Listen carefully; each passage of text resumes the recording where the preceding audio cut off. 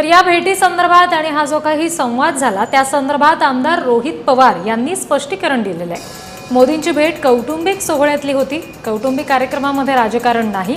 मोदी मला नावानिशी ओळखतात असं रोहित पवार म्हणाले।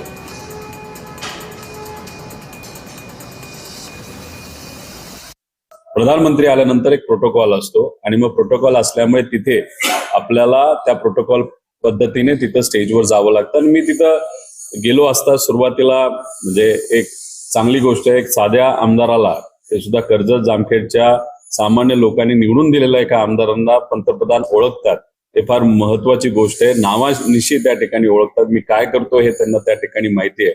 आणि मग ती पहिली चर्चा झाल्यानंतर परत एकदा फोटो काढण्याची वेळ त्या ठिकाणी आली होते। आणि सुप्रियाताईंचं आपण जर बघितलं तर सत्तेत असो ना तर विरोधात असो तिथे संबंध सर्वच खासदारांशी चांगले आहेत, नेत्यांशी चांगले आहेत। त्यामुळे मतदारसंघातला विषय असू नाहीतर या राज्यातला कुठलाही मुद्दा असू, सुप्रियाताईंच्या ओळखीमुळे प्रश्न सोडायला नक्कीच त्या ठिकाणी मदत होईल।